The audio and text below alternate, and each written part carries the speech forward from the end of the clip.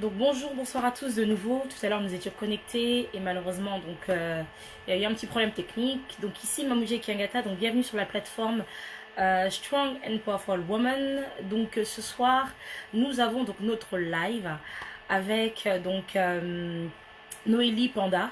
Donc comme vous savez nous avons débuté notre série, c'est la saison des mariages. La préparation au mariage, et ce soir nous avons comme thème donc les blessures émotionnelles, les traumatismes psychologiques non traités avant le mariage, donc quelles sont leurs répercussions. Là, je vais essayer de reconnecter Noélie Panda. Donc comme je disais tout à l'heure pour les personnes qui n'ont pas pu suivre, donc Noélie Panda est tout simplement donc une conseillère en relation d'aide. Donc c'est une écrivaine, donc une auteure, notamment une conférencière. Donc elle est mariée, mère d'enfants. Donc elle a écrit deux livres. Le premier qui est Rescapé, c'est tout simplement son témoignage où elle raconte comment dirais-je, donc son passé, ses blessures émotionnelles, comment le Seigneur l'a sauvé. Donc là, je l'ai pas en format papier, moi je l'ai que en format électronique. Et il y a son second livre qui s'appelle La guérison des blessures émotionnelles avant le mariage. Donc ça, c'est vraiment pas parce que c'est elle, mais c'est vraiment un livre que je conseille à beaucoup de femmes d'aller se procurer. Et vous allez vraiment, enfin, beaucoup de femmes en tout cas vont se retrouver dans ce livre. Donc je vous invite vraiment à aller vous le procurer sur Amazon, c'est possible. Donc moi j'ai eu le mien l'année dernière sur Amazon. Voilà. Donc sans plus tarder, vu qu'on a pris un petit peu du retard, on va la reconnecter tout de suite. Donc là c'est parfait, c'est bon, je l'ai. Donc normal de se connecter tout de suite. Donc la connexion, le temps que ça se mette en place, c'est un petit peu problématique. Euh, donc, on attend qu'elle accepte et qu'elle arrive. Désolée, hein, donc je pense que j'ai peut-être des petits soucis peut-être de connexion, ce qui fait que on a du mal. Ah, enfin, Ah, ça va, et toi? ça va. Hé, non, ça va. J'ai souffert pour te connecter. La connexion. Il y a quelqu'un qui ne voulait pas qu'on soit connecté, mais on est là Ah, quand ça même. c'est clair. Ah oui, oui, oui. Mais je crois que j'ai peut-être des petits problèmes de connexion, peut-être de mon côté. Je crois, je sais pas parce que même là au niveau de ton image, ça crypte un petit peu. Je sais pas si c'est ma connexion. Ah, Tu me vois clairement, moi? oui, moi, je te vois bien. Tu me vois bien? Bon, Très bien même. allons comme ça seulement, hein. On va aller seulement comme ça. Tout d'abord, Noélie, bah, je te laisse quand même te présenter quand même au public qui est face à toi. Moi, j'ai fait une petite présentation, mais je te laisse faire la tienne, que les gens puissent savoir un petit peu qui tu es. Moi, j'ai dit que les plus grosses parties, mais si tu peux te présenter un petit peu face au public qui nous suit. Bah, en fait, moi, bon, je m'appelle Noélie Panda, je suis conseiller en relation d'aide. Ça ressemble à du coaching, mais c'est pas vraiment le coaching. Je suis plus, au fait, dans la guérison intérieure. Et quand on parle de guérison intérieure, on parle des blessures intérieures, on parle du passé. Et automatiquement, en fait, on touche aussi au domaine de l'affectif. Donc, au-delà de ça, bah, j'écris aussi. J'ai deux livres à mon actif. Le troisième en cours, ça va arriver. On Je a suis conférencière aussi. Je suis formatrice. Je fais beaucoup de choses. Je suis maman. Je suis épouse. Donc, tout ça. Donc, voilà. D'accord, très bien. Donc, en tout cas, c'est vrai que c'est quand même pas mal de choses. Et donc, c'est bien. Donc, comme j'ai dit ce soir, notre thème, comme on a pu voir sur la fiche, comme tu sais, donc on parle de la préparation au mariage, donc actuellement. Mhm. Donc, la série que j'ai intitulée, c'est la saison des mariages, donc la préparation au mariage. Et ce soir, donc, effectivement, on va parler de la partie émotionnelle. Et comme je sais Mhm. effectivement que tu es une spécialiste dans cela, mais pas non seulement ça, parce que comme j'aime dire, tu es une personne en plus authentique et du vécu. Et c'est ce qui est important. Parce que c'est vrai que des fois, que les personnes ont eu à étudier ailleurs ou quoi, mais c'est mieux lorsque c'est une personne qui nous raconte une chose qu'elle a réellement vécue et qu'elle peut mieux nous Mhm. expliquer les choses. Donc notre thème de ce soir, pour ceux qui ne savent pas, donc c'est les blessures émotionnelles, traumatismes psychologiques non traités avant le mariage, leurs répercussions.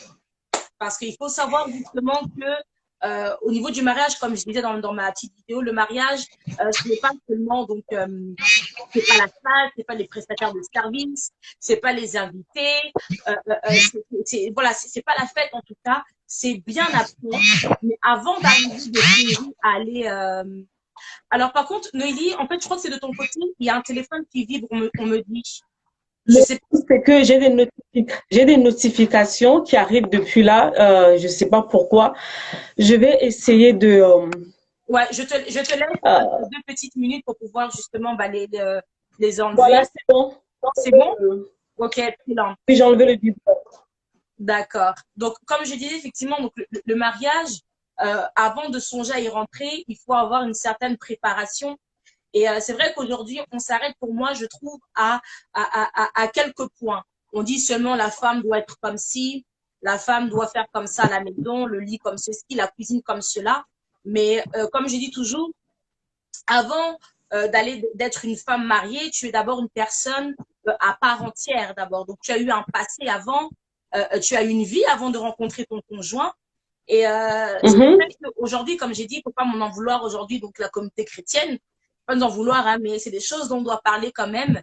Et pour moi, aujourd'hui, j'ai l'impression que la partie émotionnelle n'est pas beaucoup traitée, n'est pas beaucoup travaillée aujourd'hui. Et on se retrouve, j'ai eu à entendre ça, des femmes qui ont subi des abus même sexuels, qui n'ont pas su le dire donc à leur conjoint et qui sont des mhm, personnes qui sont pourtant chrétiennes, mais n'ont pas eu en fait malheureusement à pouvoir le dire en fait donc à leur conjoint. Et malheureusement, les blessures émotionnelles, pour ceux qui ne savent pas, quand c'est pas traité, malheureusement, ça fait donc des tracas. Donc aujourd'hui, moi, j'ai invité Noélie, comme j'ai dit, parce que c'est une personne qui a eu des blessures émotionnelles. C'est une personne en plus de surcroît qui est mariée, donc qui peut nous expliquer justement quelles sont les répercussions donc des blessures émotionnelles non traitées avant le mariage, qu'est-ce que ça fait. Donc voilà, donc j'aimerais un petit peu qu'on puisse parler un petit peu de cela. Donc si tu peux nous parler brièvement de ton témoignage en quelques petites minutes, les blessures émotionnelles sur lesquelles tu as eu à faire face. Et quand tu es mhm. mariée et que tu avais cela, qu'est-ce que ça a engendré au niveau de ta relation donc avec ton conjoint, avec même tes enfants aussi, tu vois. Donc, qu'est-ce que Mhm. ça a fait? Donc, j'aimerais vraiment qu'on parle un petit peu par rapport à cela. Déjà, avant toute chose, avant déjà de commencer, donc, de commencer avant, j'aimerais que tu nous donnes ta propre définition à toi de qu'est-ce que c'est le mariage. Parce qu'aujourd'hui, tout le monde voit le mariage, comme j'ai dit, on voit seulement un papier qu'on va signer à la mairie, on voit seulement une fête, ce genre de choses. Mais pour toi qui es marié, qu'est-ce que c'est le mariage pour que tu puisses l'expliquer à nous qui ne sommes pas encore rentrés dedans? Qu'est-ce que c'est le mariage? Euh, Au fait, le mariage, entre guillemets, je dis, c'est un couteau à double tranchant. Ok. Donc, le mariage a cette capacité de te propulser dans ta destinée, comme ça a la capacité aussi d'enterrer ta destinée. Ok. Souvent, je dis aux femmes, votre destinée, sur pourquoi vous êtes venu sur terre, sur pourquoi Dieu vous a créé, est plus important que le mariage. Parce que là, au fait, là, on est en train de parler sur une plateforme qui s'adresse aux femmes. Il faut savoir que quand vous choisissez de dire oui à un homme, vous choisissez un chef à qui vous acceptez de vous soumettre. Et si vous acceptez de vous soumettre au mauvais chef, c'est fini au fait. Ça devient très compliqué pour la suite. C'est comme Mhm. ça, vous allez voir des femmes qui avaient des visions, qui avaient des ambitions, qui avaient des grandes choses quand elles étaient célibataires, mais le jour, elles ont dit oui, tout s'arrête. C'est comme si leur vie venait de s'arrêter. Donc, ne pensez pas que, déjà, le mariage, c'est pas la finalité. C'est pas la finalité de ta vie. Parce que il y a certaines femmes que je rencontre, beaucoup avec qui je travaille, tu leur poses la question, qu'est-ce que tu veux faire de ta vie? Elles vont te dire, je veux me marier, avoir des enfants. Mais après, il n'y a plus d'après, en fait. Sur le chemin de ta destinée, le mariage fait partie du packaging, mais ce n'est pas la finalité. C'est juste une étape de plus. C'est-à-dire que cet homme qui va arriver va être au fait un plus Mhm. que Dieu t'envoie en renfort pour que tu arrives là où tu es censé être. Donc, c'est-à-dire que si tu étais au niveau B, quand cet homme arrive dans ta vie, tu es censé arriver même au niveau Z. Yeah. Donc, on doit avoir une évolution dans ta vie. C'est pas qu'il arrive et que c'est lui qui commence à t'étouffer. Mhm. Pour cela, il est important, il est capital, déterminant de faire le bon choix. Mais comment faire le bon choix? Mhm. Ça nous ramène au thème de ce soir. Parce que une personne, au fait, qui est émotionnellement malade, Mhm. entre souvent en relation pour de mauvaises motivations. Il y a d'autres personnes qui vont souffrir de daddy issues. Il y a d'autres personnes qui rentrent en relation à cause de la dépendance affective. Il y a d'autres personnes qui rentrent dans le mariage parce que l'âge avance. Il y a d'autres personnes parce que, bon, ils s'en sortent pas financièrement, donc ils cherchent une personne qui va les aider. Donc, on a beaucoup, il y a d'autres personnes qui rentrent là parce que ses copines se marient, donc elles aussi, elles doivent faire avec. Tout ça constitue des mauvaises motivations. Dieu n'a pas créé, Dieu n'a pas voulu que tu rentres dans le mariage pour ce genre de motivation. Mhm. Mais ton passé, tes lacunes, toutes ces choses que tu traînes en toi vont te pousser à le faire le mauvais choix. Et on va aller pire, on va aller encore plus loin. Comment on peut comprendre qu'une fille qui a grandi dans un environnement toxique, violent, va aller se retrouver avec un homme dans le même style? Mhm. Va épouser un homme dans le même style. Il y a un problème qui est là. Donc, si tu ne prends pas le temps de régler ces choses dont on va parler ce soir, voilà ce qui reste. Il risque au fait de t'arriver. Après, tu vas accuser le diable. Non, ce n'est pas le diable. C'est parce qu'il y a des choses en toi qui vont te pousser à aller faire un mauvais choix. Parce que tu es tellement... Quand tu es malade émotionnellement, tu es conduit par tes émotions. Mhm. Tu ne réfléchis pas.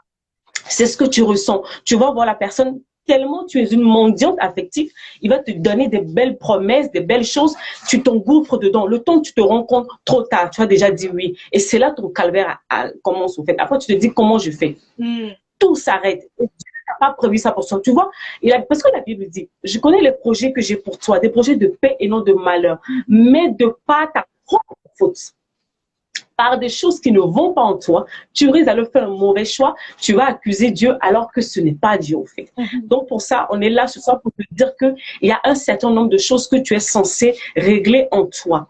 Tu as beaucoup prié, c'est vrai. Tu as acheté ta belle robe, tu as appris à faire un projet, tu as fait tout ça. Mais il y a un souci. De par ton passé, tu as connu des abus. Tu as connu des attouchements, tu as connu le rejet, tu as connu l'abandon. Je vois des femmes qui sont fières de dire, Noélie, moi je suis une femme possessive. Mais ma chérie, ça ne va pas en fait. Mhm. Ça ne va pas parce que ce que tu ne comprends pas, c'est que oui, toi tu es possessive, mais est-ce que cet homme qui est en face de toi va pouvoir supporter cela? C'est ça. Est-ce qu'il va pouvoir supporter? À un moment donné, il va craquer. Mais ce que tu ne sais pas, c'est que dans ton élan, quand tu dis tu es fier de dire que tu es possessive, en réalité, tu es une personne blessée. Parce qu'on a plusieurs types de blessures. Et quand une personne te dit que non, moi, je suis possessive, j'ai besoin de contrôler les gens, j'ai besoin d'avoir le contrôle sur tout, tu as un problème en fait. Mhm.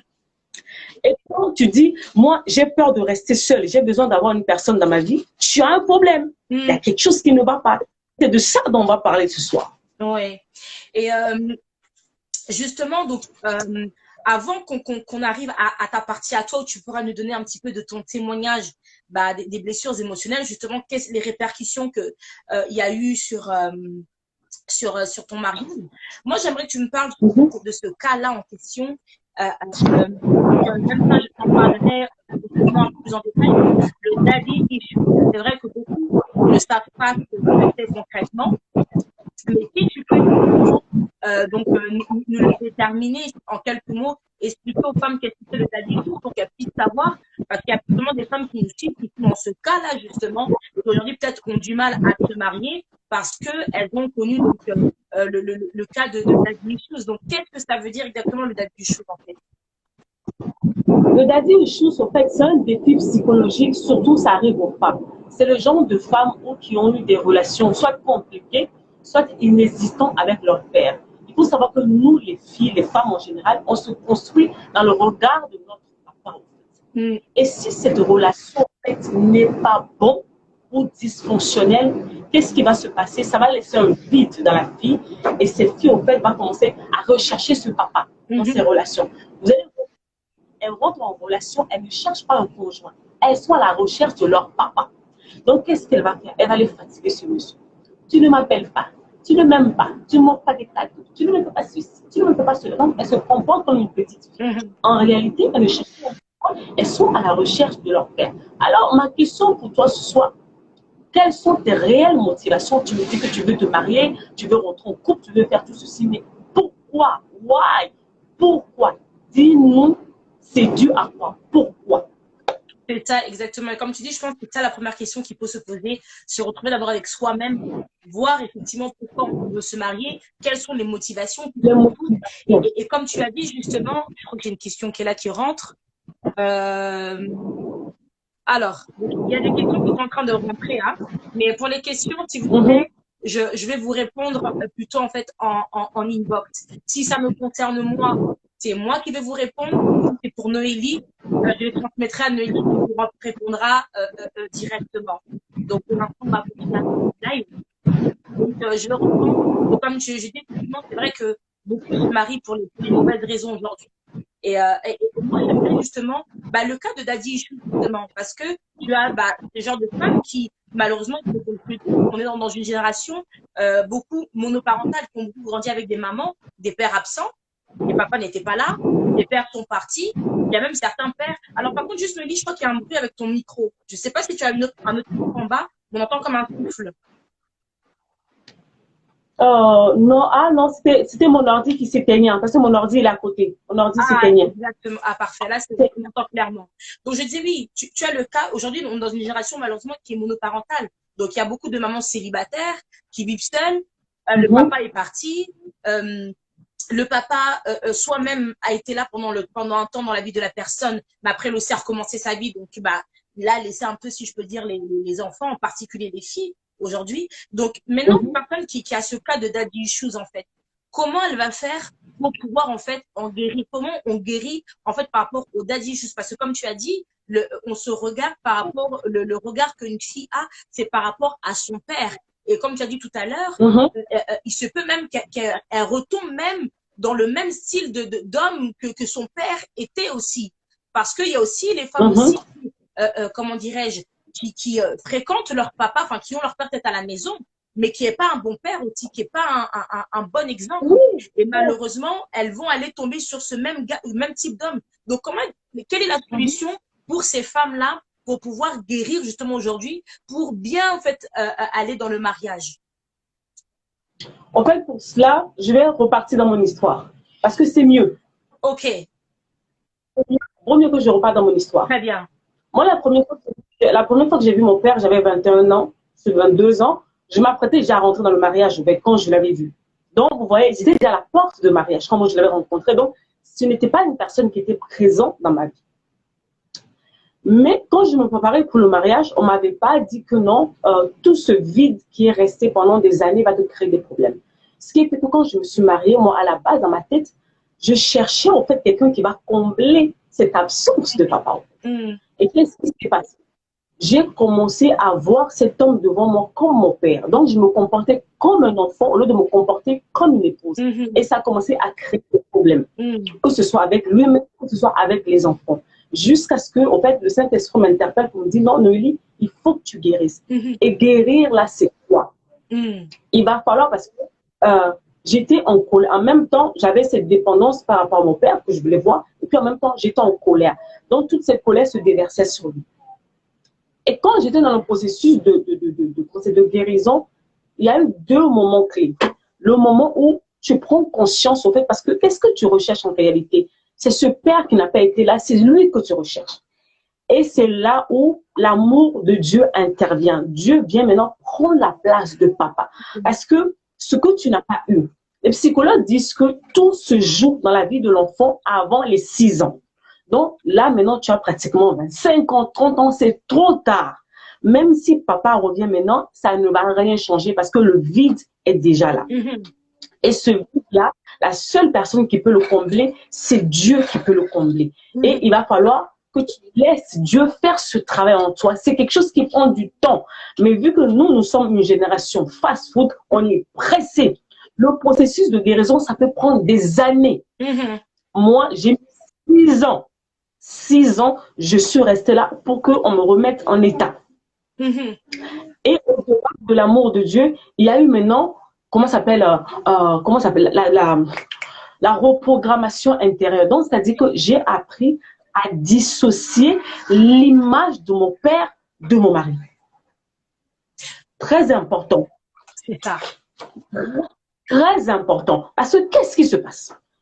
Quand tu vas voir les lacunes de papa, automatiquement, tu vas dire, tous les hommes sont pareils. Il y a plein de femmes qui le disent. Moi, je rencontre plein de femmes tous les jours. C'est la même, elle-même, elle veut se marier. Elle-même, tu vas voir dans sa bouche, tu vas dire, non, tous les hommes sont mauvais. Tous les hommes sont ceci. Tous les hommes sont cela. Tous les hommes sont cela. En réalité, elle parle de qui? Elle parle de son père. Elle parle de son père, en fait. Elle parle même pas de l'homme qui est en face d'elle. Peut-être que le monsieur, pour lui, il est calme. Mais elle a tellement été traumatisée par plein de choses dans son passé. Au-delà même de son père. Ça peut être même ses oncles. C'est tout, c'est tout. Elle a tout gardé. Les hommes sont mauvais. Donc, en fait, ma chérie, attends. Explique-moi. Comment de ta bouche, tu peux dire que les hommes sont mauvais et puis c'est toi qui vas jeûner pour que Dieu te donne le mariage? Ça va pas. Ça ne marche pas, en fait. Ça ne marche pas comme ça. Parce que ce que tu dis là, la parole de Dieu dit que la vie et la mort sont au pouvoir de la langue. Tu dis que les hommes sont mauvais. Et tu t'étonnes au fait que tu attires des mauvaises personnes dans ta vie. Mais ce que tu comprends, c'est ce qui t'arrive. Parce que le monde spirituel aussi t'entend. Ce que tu dis, c'est ce qui va exactement t'arriver, en fait. Donc, il va falloir que si tu me dis que non, tu as connu tout ce genre de choses, il va falloir que tu laisses le Seigneur d'abord combler ce vide et puis au-delà de ça, comprendre que ce qui s'est passé avec tes parents, c'est tes parents. Et Dieu, il a prévu un homme bien pour toi, mais à condition que tu prennes aussi le temps dans le choix pour faire le bon choix avec lui. Voilà.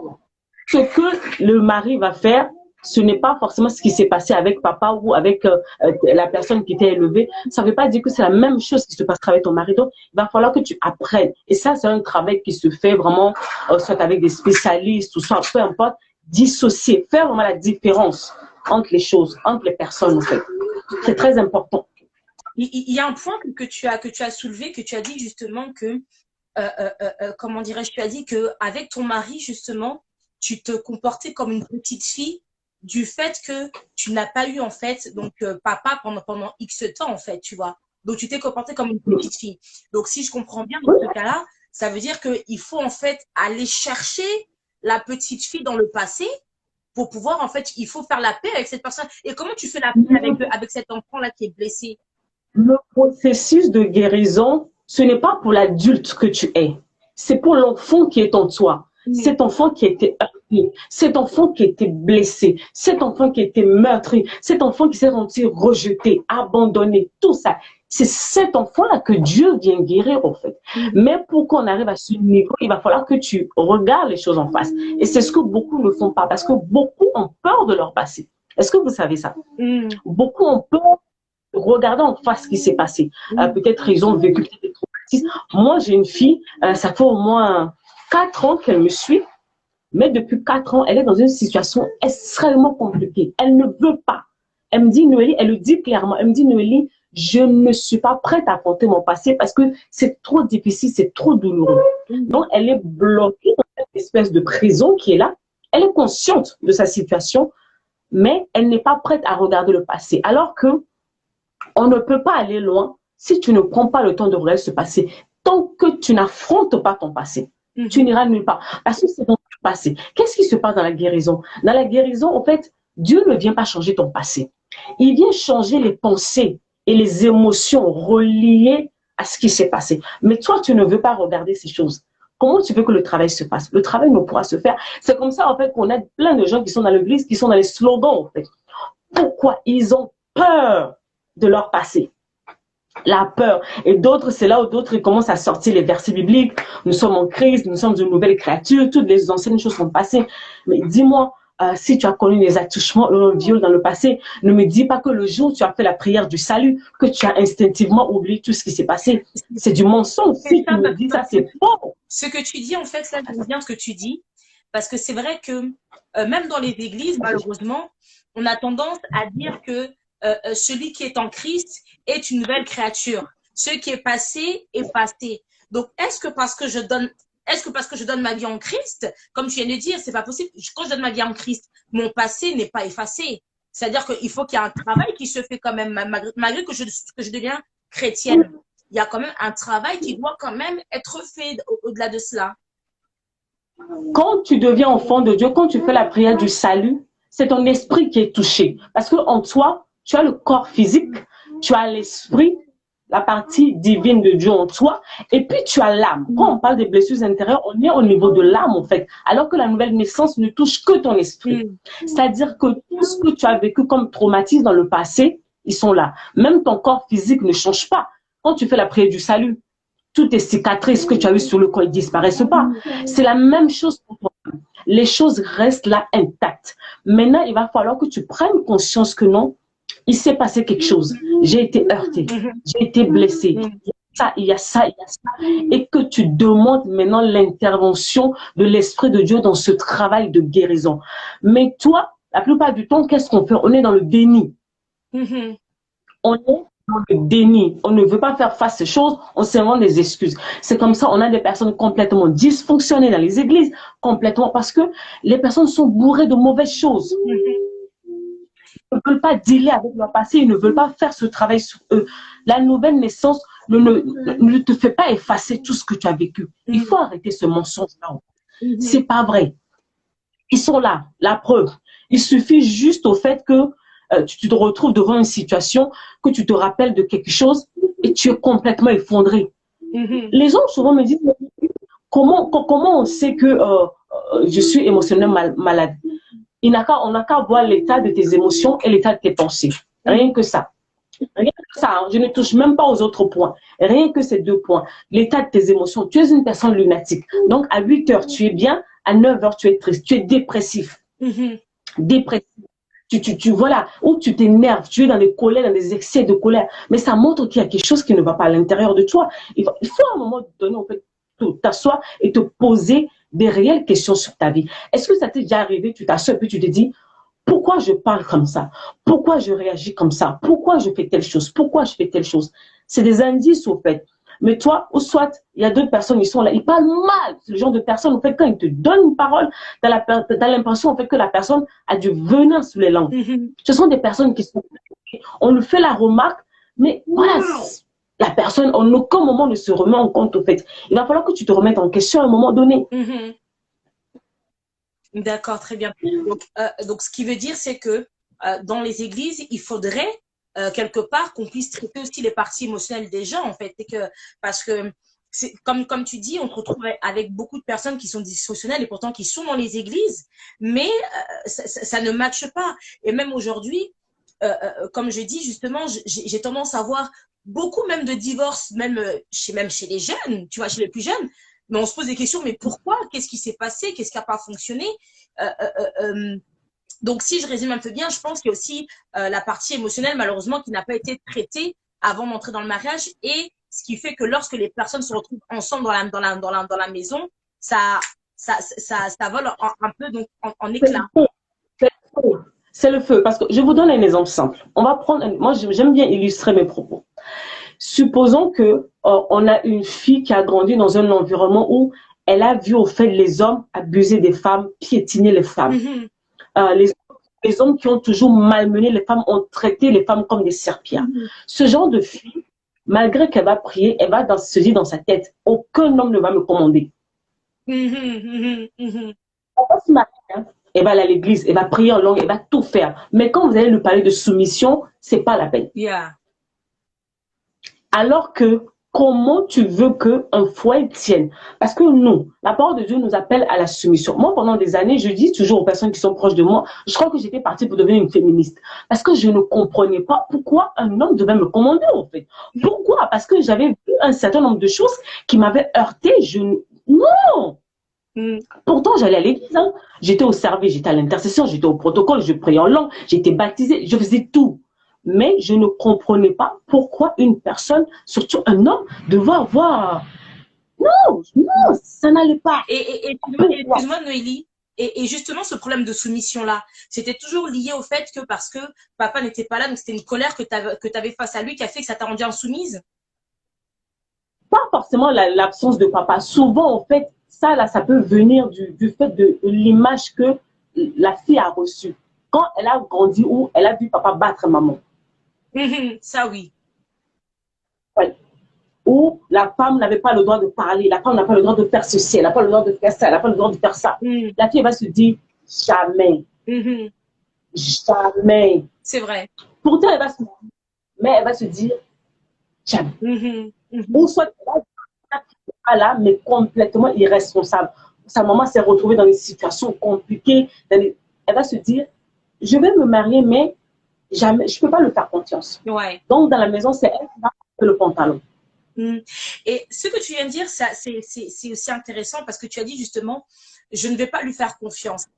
Donc, ça veut dire justement, comment dirais-je, que oui, il y a des femmes celles qui ont ces traumatismes-là, malheureusement, c'est-à-dire que demain, elles seront dans le mariage, mais il y aura un manque de confiance envers leur mari. Elles ne pourront pas leur faire totalement confiance. Voilà. Donc, elles sont déjà sur le qui-vive. Elles sont déjà sur le qui-vive. Et quand le pire va arriver, elle va dire de toute façon, je savais.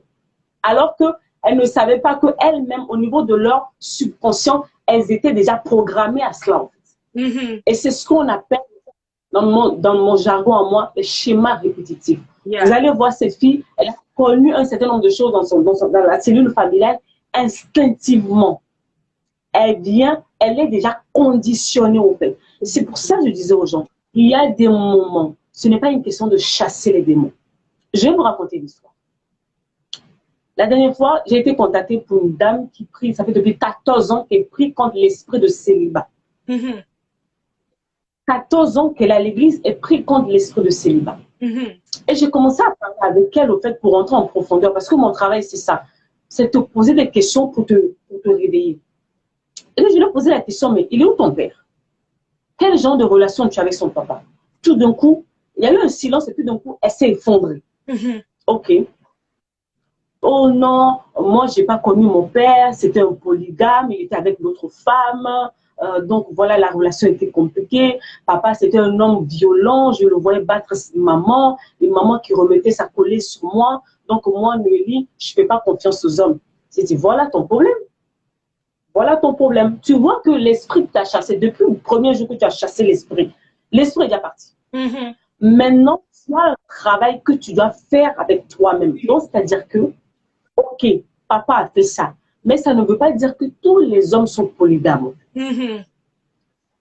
Tu veux que les hommes viennent et restent dans ta vie alors que tu ne leur fais pas confiance. Instinctivement, tu vas faire un certain nombre de choses qui vont les repousser, ils vont partir. Ou toi-même, tu vas les chasser. Parce que c'est ça par moment aussi. L'homme vient, il est bien. Mais du jour au lendemain, tu te réveilles, tu ne sais pas, tu fais tout pour le rejeter. Les personnes qui ont vécu le rejet ont tendance à rejeter les autres. La personne va être bien, mais tu vas te dire, on ne sait jamais. On ne sait jamais. On ne sait jamais. Vaut mieux que je le rejette d'abord avant qu'il m'abandonne pour que je souffre. Donc, une personne bien peut arriver, mais à cause de tes blessures, pas le rejeter. Tu vas commencer à créer des problèmes, tu vas faire des histoires. Donc, en fait, même quand on écoute même les histoires, ça n'a ni de tête, ni de queue.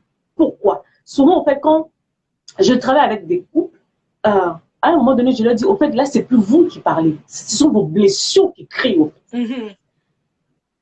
Dans le domaine, un guillemin pour pouvoir cerner la chose. Il y a des moments, ce n'est pas vous qui parlez, ce sont vos blessures. Quand tu entends la personne parler, tu sens que non, là, c'est le passé qui remonte dans la personne qui est en train de parler. C'est pour tout ça qu'on te dit, il faut que tu prennes le temps de guérir.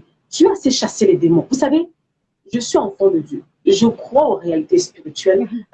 Je crois au combat spirituel. Je crois à tout ça. Mais il faut savoir que c'est le même Dieu qui a créé l'être humain en 3 parties. Le corps, l'âme, l'esprit. Pourquoi on s'acharne seulement à rester au niveau de l'esprit? Ça crée un déséquilibre pas possible. On voit les gens chasser les démons, chasser les démons, chasser les démons. Rien ne bouge. À un moment donné, posez-vous des questions.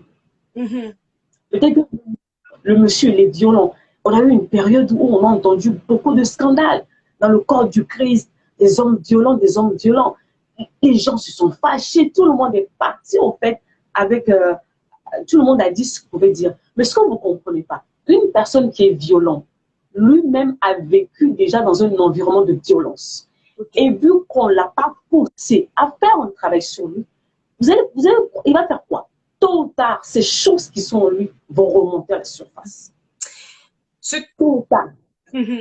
Ce que tu as dit, c'est important. Donc, on est bien d'accord en disant que je peux être enfant de Dieu, mais si effectivement je reste au niveau de l'esprit, je n'ai pas traité ce qui s'est passé dans mon passé et donc il s'est réfugié dans mon âme, tôt ou tard, même si je peux cracher le feu ou quoi que ce soit, ça va en fait ressortir comme un ressort qu'on a appelé pendant autant d'années, puis on lâche le pied, voilà, il saute. C'est ce que je dis souvent aux gens. J'ai dit, on vous blague, l'ennemi te blague. Tu vois ces choses que tu ne veux pas traiter, cette colère, cette violence, ce rejet, cet abandon, ces choses que tu ne veux pas traiter. En fait, le diable, il n'est pas pressé. Il sait à quel moment il va les utiliser contre toi. Il va te laisser te marier, il va te laisser, tu vas devenir parent, il va te laisser, tu vas devenir serviteur ou servant de Dieu. Mais à un moment donné, pas, il va frapper. Il va frapper où? Par ces failles que toi-même tu as laissées. Tu ne vas pas dire que tu es combattu, non. Tu as laissé des portes ouvertes. Et lui, il va simplement se servir au fait de ces portes que tu as laissées ouvertes pour venir te détruire. Donc, tout ce que tu as mis des années à construire va s'écrouler comme un château de cartes. Pourquoi? Parce que tu n'as pas voulu traiter un petit problème de la base. Ce petit problème de colère, ce petit problème de violence, ce petit problème de rejet que tu as là, que tu traînes. Tu ne veux pas le régler. Mais tu vois ce rejet-là que tu négliges. Ce rejet peut te ramener au divorce. Malheureusement. Après, tu vas combattre tous les sorciers de ton village. Tu vas attaquer ta grand-mère, tes oncles, alors que le problème vient de toi. Et tu vas sortir de ce mariage. Tu vas repartir dans un autre mariage. Tu vas répéter les mêmes choses. Et les mêmes choses. Et les mêmes choses. Après, tu diras que tu es maudite. Non, tu n'es pas maudite. Tu as un problème qui est là dès le départ. Que tu ne veux pas régler. Exactement. Et ma question, parce que tu as dit tout à l'heure que, comme tu as expliqué, le processus de guérison, ça peut prendre du temps. Ça peut prendre 2 ans, 3 ans, 6 ans. Donc, ça dépend de tout à chacun, si je le comprends bien. Mais, par exemple, pour les personnes, justement, qui sont comme toi, qui sont dans le mariage maintenant, comment tu fais pour dealer avec ça, justement? Parce que tu es dans le mariage maintenant, tu te rends compte que, oui, il y a des choses qui n'étaient pas traitées en moi. Il faut que je travaille ça maintenant. Mais comment, en fait, je vais, comment dirais-je, pouvoir, en fait, oui, comment je vais pouvoir manager tout ça, en fait, parce que ça veut dire quelque part, il y aura des moments aussi, peut-être, je vais peut-être avoir des réactions suite à cela. Donc comment faire, en fait? Est-ce que je dois aussi parler à mon conjoint, lui expliquer que non, tu sais, j'ai eu telle blessure, je suis en train de travailler, donc s'il y a quoi que ce soit, je ne sois pas étonnée. Comment tu fais, en fait, quand tu es dans le mariage? Tu viens de dire une bonne chose. La plupart du temps, on rentre dans le mariage avec beaucoup de secrets. Est-ce que, Jennifer, est-ce que tu sais qu'on a des femmes, en fait, qui ont vécu des abus sexuels, des attouchements, qui n'ont jamais rien dit à cet homme qui va épouser? Ça, j'appelle ça de la sorcellerie. Tu es censé dire ça. Après, tu vas me dire que non, si je dis, il va partir. Non, il ne partira pas. Une personne qui t'aime, en fait, t'accepte avec ton passé. Mais Noélie, excuse-moi, ce que tu as dit là, je suis d'accord avec toi et je suis entièrement d'accord avec toi. Pour moi, comme je disais même à une sœur ce matin, je disais, toute vérité est bonne à dire. Quand il s'agit du mariage, toute vérité est bonne à dire, tu vois. Mais maintenant, le problème qui est là, c'est que dans nos congrégations, dans nos assemblées, moi, ce que j'appelle ça, c'est qu'on aime souvent mettre un peu de coup de peinture. Ça veut dire que voilà, il faut être comme ceci, comme cela. Donc, il y a des choses que on ne doit pas dire, tu vois. Et ce qui veut dire que la personne, aussi, si tu as, comment dirais-je, tes responsables, les parents aussi, ils te disent, écoute, ça s'est passé, mais tu te tais. Tu vois. Comment elle va maintenant avancer pour dire ça, en fait, maintenant? Tu sais, la parole de Dieu nous dit que le père du mensonge, c'est le diable. Ta norme, ce n'est pas ce que les hommes disent. Ta norme, c'est ce que la parole de Dieu te dit. Tu veux construire quelque chose de solide, de viable. Commence par dire la vérité. Pendant des années, on m'a dit plein de choses. Vous savez, les gens vous donneront toujours des conseils.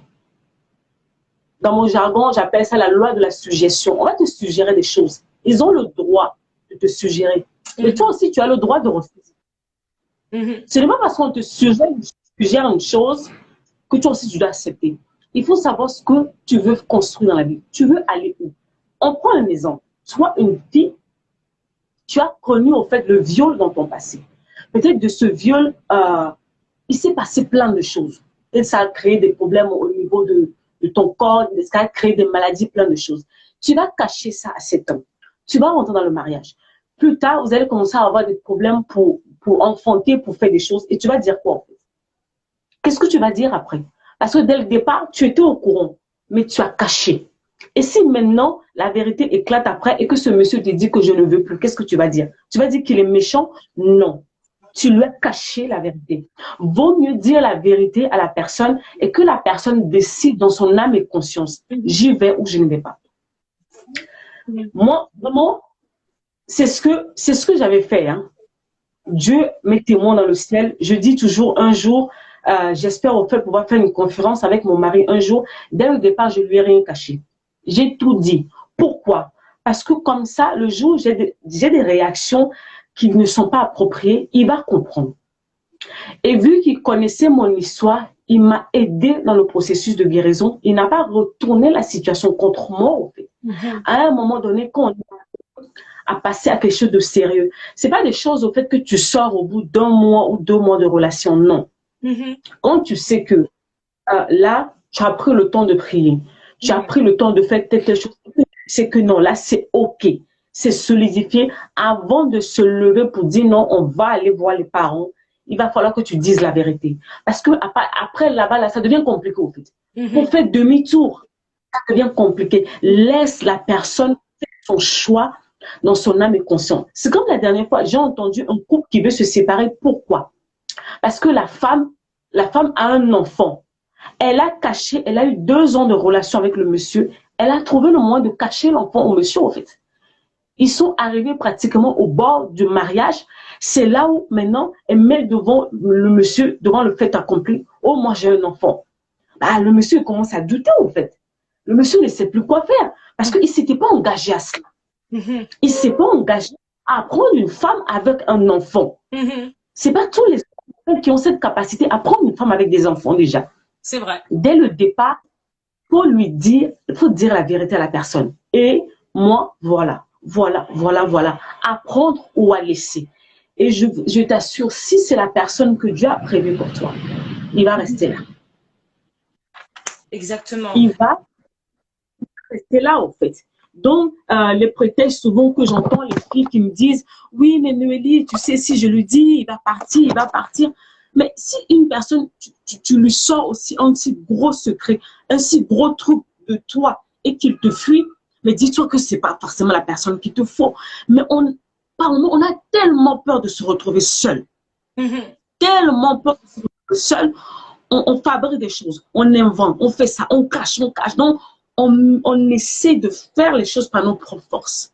Et tôt ou tard, ça pète. Et quand ça pète, on crée dans tous les sens, on crée au scandale. Comment est-ce que tu as commencé au fait? Ils sont tes bases, tes fondations sont où? On construit tellement de mensonges. Tellement de mensonges. Et la parole de Dieu nous le dit, je le répète, le père du mensonge, on connaît son nom. Donc tu t'associes avec lui. Il faut savoir que tôt ou tard, il va te rattraper. Il va récupérer son Dieu. Il peut le payer très cash après. On te dit à l'église, il ne faut pas dire, il ne faut pas dire. Et tu as le Saint-Esprit en toi. Tu as un cerveau. Et surtout, avec la personne avec qui tu es, où est-ce que vous voulez aller dans la vie? C'est avec ça, au fait, qu'on bâtit. On ne bâtit pas sur le mensonge. Ne prenez pas les espérances des autres pour le calquer sur vous. Ça ne marchera pas. C'est pas parce que ça a marché pour les autres que ça là, ça va marcher pour toi. Tu vas essayer de faire la même chose comme pour les autres. Après, ça va causer des dégâts. Discernement, attention. Et parce qu'on va bientôt se tourner à la fin, moi, j'ai une question encore à te poser là maintenant. Pour une personne, justement, par exemple, qui a une femme qui, malheureusement, a connu, en fait, donc, des abus sexuels, des abus physiques, comment, en fait, elle va... Parce que, malheureusement, il faut qu'on se le dise, dans notre communauté, même communauté chrétienne, il faut le dire, c'est un peu honteux de parler, en fait, justement, de ce genre de choses. Que, voilà, moi, on m'a violée. Moi, par exemple, mon père m'a violée. J'ai un oncle qui m'a touchée. Quand j'avais 5 ans, on m'a fait des attouchements. Comment maintenant aider cette femme justement à déjà guérir personnellement, parce que là on parle de la préparation donc au mariage, donc avant Donc, on va, voilà, on essaie de donner les clés aux femmes, justement, donc voilà, de pouvoir guérir avant le mariage. Donc, une femme, justement, qui a fait face à cela, comment elle va guérir? Parce qu'elle, elle est touchée au niveau de son âme et de son physique. Donc, Mhm. comment elle va faire? Euh, les pasteurs ou les prêtres, ils auront leur part. Et les psychologues, ils auront leur part. Parce que souvent, on fait dans nos assemblées, il faut pas se leurrer. On va lui dire, il faut prier, il faut oublier, il faut faire ceci. Non, en fait, ça ne marche pas comme ça. Mm. Parce que il suffit juste au fait que la personne se retrouve dans une situation, une odeur, un habit, un truc, pouf, ça revienne. Il faut laisser, vous savez, le premier pas dans le processus de guérison, il faut laisser la personne s'exprimer. Mhm. Il faut comprendre la douleur de la personne qui est en face. Et nous, on n'aime pas, en fait, laisser les gens. En fait, les chrétiens, ils ont un problème avec les émotions. Je ne sais pas pourquoi. La dernière fois, il y a une personne qui a écrit un truc, ça m'a choqué. La personne a dit, Dieu n'a rien à faire avec vos émotions. J'étais outrée. J'étais outrée parce que j'ai lu dans la Bible plusieurs fois où j'ai vu Dieu dans l'Ancien Testament. Dieu lui-même était en colère. Vous imaginez Dieu en colère. Donc, Dieu, il a des émotions. On a vu Jésus a pleuré. Donc, et puis, les chrétiens du 21e siècle, ils ne veulent pas être tristes. Ils ne veulent pas être en colère. Ils ne veulent pas être ceci. Ils sont statiques. Et ils refoulent les émotions. Après, en fait, ils font n'importe quoi. Une femme qui a été abusée, elle est en colère. Laissez-la exprimer sa colère, en fait. Il faut qu'elle sorte d'abord les choses qui sont en elle. Et puis, il faut qu'il y ait une personne qui lui dise, en fait, c'était pas ta faute. On reconnaît ce qui t'est arrivé, c'est pas ta faute. Il faut laisser la personne, en fait, évacuer. La première chose, quand on finit maintenant d'évacuer, il faut maintenant, au-delà du travail, de la prière, machin et tout, il va falloir que la personne fasse un travail au niveau de ses pensées. Mhm. Tout ce genre de pensées. Tu n'es pas une victime. Ce qui t'est arrivé, c'est pas ta faute, en fait. Tu ne mérites pas ça. Mais tu sais, ce qui est arrivé ne fait pas de toi une mauvaise personne. Tu as de la valeur aux yeux de Dieu. Tu es précieuse. Ce n'est pas la fin de ta vie. Il faut apprendre cette personne, en fait, à se revaloriser. Aider cette personne à rebâtir son estime d'elle-même. Lui rappeler son identité en Christ.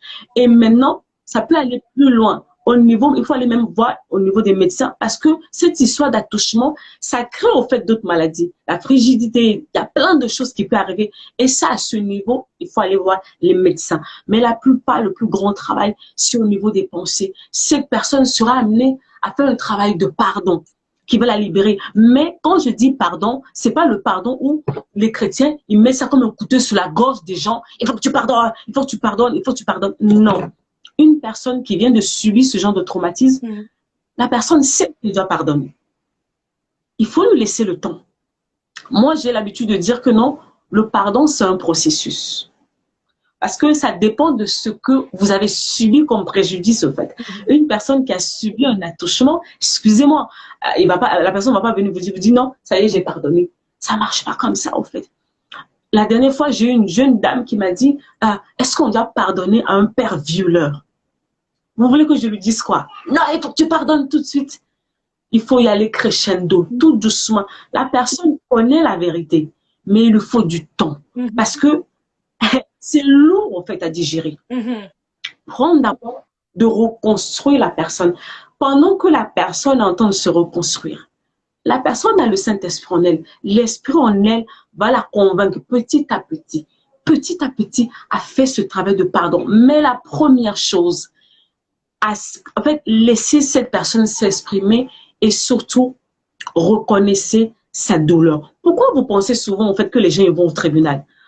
Parce que quand le juge prononce la peine, le message que le juge envoie à la personne, c'est on reconnaît ta peine. On reconnaît que tu as subi un préjudice. Mais ça, c'est juste une partie. C'est juste une petite partie, en fait.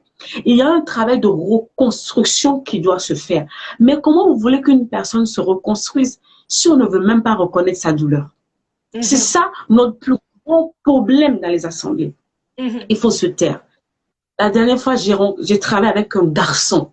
Je vous dis un garçon qui a subi des attouchements dans la famille. Oui, parce que les hommes On lui a dit, malheureusement aussi. On lui a dit de se taire. Parce que non, ça c'est les histoires de filles, vraiment. Le garçon, là, pratiquement, quand je l'ai rencontré, il faisait des tentatives de suicide tous les jours.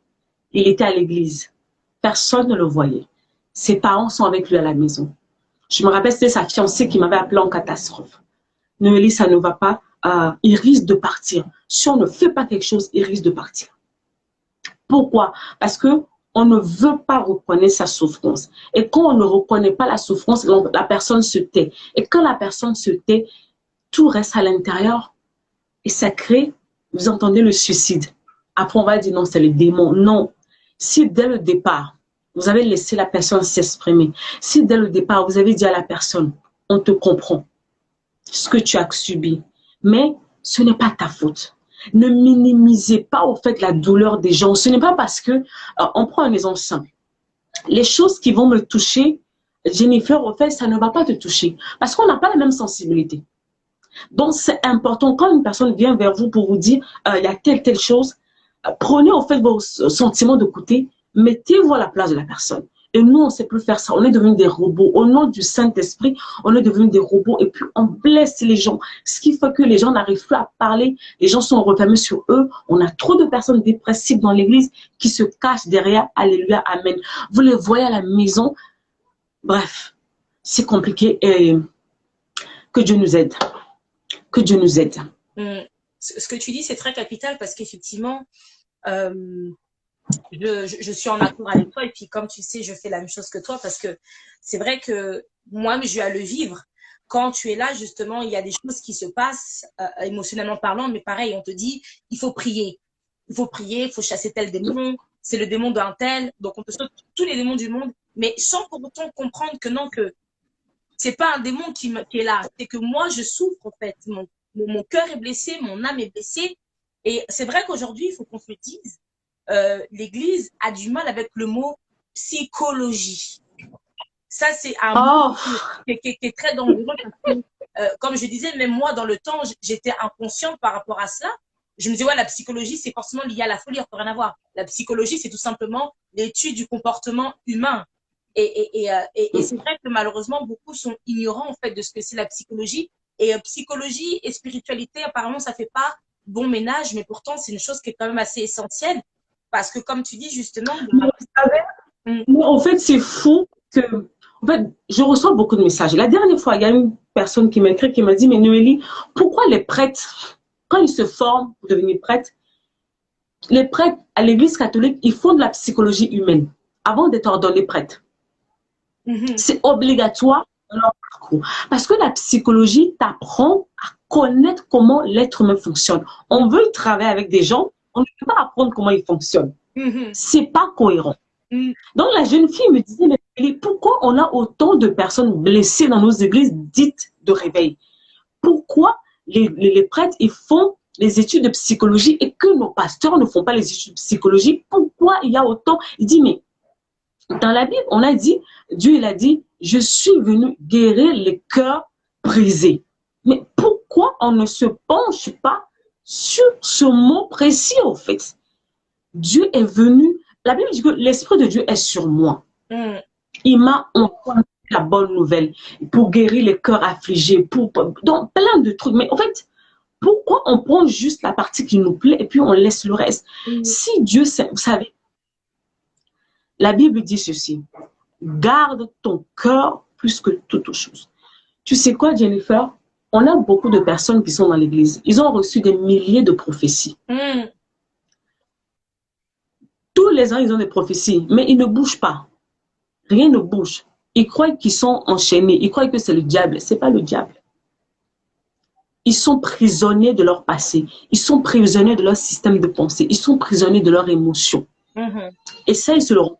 Aujourd'hui, je fais tout ce que je fais, mais pendant des années, ça n'a pas été le cas. Pourquoi? Parce que, j'avais peur des regards des autres. Pourquoi? Parce que j'ai grandi dans un environnement où je n'avais pas le droit de faire ceci, je n'ai pas le droit de faire cela. Donc, j'avais trop de limitations. Et ça m'a suivi pendant des années. Je savais que je devais faire des choses, mais mon passé, dans ma tête, m'interdisait. En fait, c'est comme si c'était des limites que j'avais. Et ça, c'était pas une question du diable. Il a fallu, au fait, Quand on parle de renouvellement de l'intelligence, quand Paul parle de renouvellement de l'intelligence, au fait, on parle de quoi? C'est ça. Si vous voyez dans le Nouveau Testament, Paul n'a pas beaucoup parlé de la délivrance. Il a parlé du renouvellement de l'intelligence. La Bible n'a pas dit mon peuple périt parce qu'il ne chasse pas les démons. Non, parce qu'il manque la connaissance. Ta plus grande délivrance, c'est dans la connaissance. Chasser les démons, je suis d'accord. Mais quand tu as fini de chasser les démons, il faut que ton système de pensée se renouvelle. Donc, tu as à vivre des choses pendant des années. Au travers de tes expériences de vie, l'ennemi a injecté beaucoup de mensonges. Regarde, quand tu as subi le rejet, l'ennemi te dit de toute façon, personne ne t'aime. Et tu crois que personne ne t'aime. C'est un mensonge, en fait. Et tant que tu ne vas pas travailler sur toi, tu vas continuer, en fait, à nourrir ce mensonge et tu seras bloqué dans ta vie. Voilà. Donc, chasser les démons, je suis d'accord. Mais à un moment donné, je vous en supplie, prenez la parole de Dieu et renouvelez votre intelligence. Vous allez voir qu'il y a beaucoup de choses, au fait, qui vont sauter dans vos vies, au fait. Donc, tu veux dire que voilà, aujourd'hui, pour un peu conclure ce que tu as dit, donc pour celles qui aspirent donc au mariage, donc comme on l'a si bien dit, il est important, c'est bien de chasser donc l'esprit de célibat, c'est bien de casser les autels autrefois, c'est possible, mais il faut aussi ne pas oublier la partie au niveau de l'âme, la partie donc des émotions, ce qu'on a vécu donc dans le passé. Comme on a parlé donc brièvement du daddy issues justement, celles qui ont eu des rapports un peu compliqués donc avec leur père, malheureusement ça va se répercuter aussi donc sur le choix du conjoint, ça va aussi se répercuter aussi donc dans le mariage aussi avec le mari, il y aura des soucis par rapport à cela. Et on a parlé surtout aussi de la personne qui a connu en fait un traumatisme psychologique suite à un viol, à des attouchements sexuels. Donc pour cela en fait, pour pouvoir aller à la guérison, il faut impérativement en parler.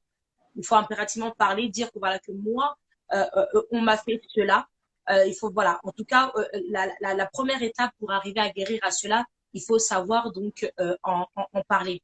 Et pour justement, parce que tu as dit, il faut savoir en parler. Mais en parler maintenant à qui? Parce que comme on a dit aujourd'hui, parce que là on est sur une plateforme justement où il y a des chrétiens. Maintenant, on en parle à qui de cela en fait? On en parle à qui sans pour autant, parce qu'il y a des personnes qui ont peur justement du jugement. Parce que si je raconte ça, peut-être que certains maintenant, il y a des personnes qui ont peur de se confier à certains responsables d'assemblée parce que j'ai peur que ce soit répété, que ce soit dit au sein d'un enseignement et tout ça. Donc, vers qui elles peuvent se tourner, mis à part, par exemple, le responsable d'église, peut-être à qui on peut en parler. Mais en fait, comme dit, il y a les spécialistes. Hein. Quand vous êtes malade, vous allez à l'hôpital, trouver des médecins. Donc, quand une personne a des problèmes au niveau psychologique ou émotionnel, c'est une autre forme de maladie qui est là. Il y a des professionnels, en fait, qui sont là pour ça. Et souvent, on a peur d'eux. Bizarrement, tu n'as pas peur d'aller voir ton généraliste, tu n'as pas peur d'aller voir le cardiologue ou je ne sais pas qui. Mais quand on entend de parler du psychothérapeute, quand on parle du psychologue, quand on parle du conseiller en relation d'aide, tout de suite, en fait, on nous colle des étiquettes. Alors que non, on fait la même chose qu'en demandant ton médecin. Quand on parle de psychothérapeute et de psychologue, la différence entre nous deux, c'est que le psychologue, lui, il peut te prescrire des médicaments. Voilà. Comme moi, il y a des cas que je rencontre. À un moment donné, j'ai dit à la personne, tu dois aller voir un médecin. On ne peut plus s'arrêter à ce niveau. Il faut aller voir maintenant un médecin parce que là, maintenant, il faut maintenant les médicaments qui vont rentrer en ligne de compte. Quand tu as un problème dans le spirituel, tu vas voir ton pasteur. Il y a des pasteurs qui sont formés, qui sont ouverts en fait à ce genre de choses. Si tu as un responsable spirituel à ce niveau, vas-y. Mais si tu sais que tu vas aller dire ça là-bas et que ça ne va pas être prise, de plus en plus dans cette saison, le Seigneur suscite des personnes qui sont en train de faire ça. Ça risque de couper, je coupe et on revient. Parce que ça fait 59 minutes, ça coupe à 60, donc pour pas que ça te coupe comme ça, je coupe et je redémarre le live tout de suite après. Ok, d'accord. À tout de suite. Ok, à tout de suite.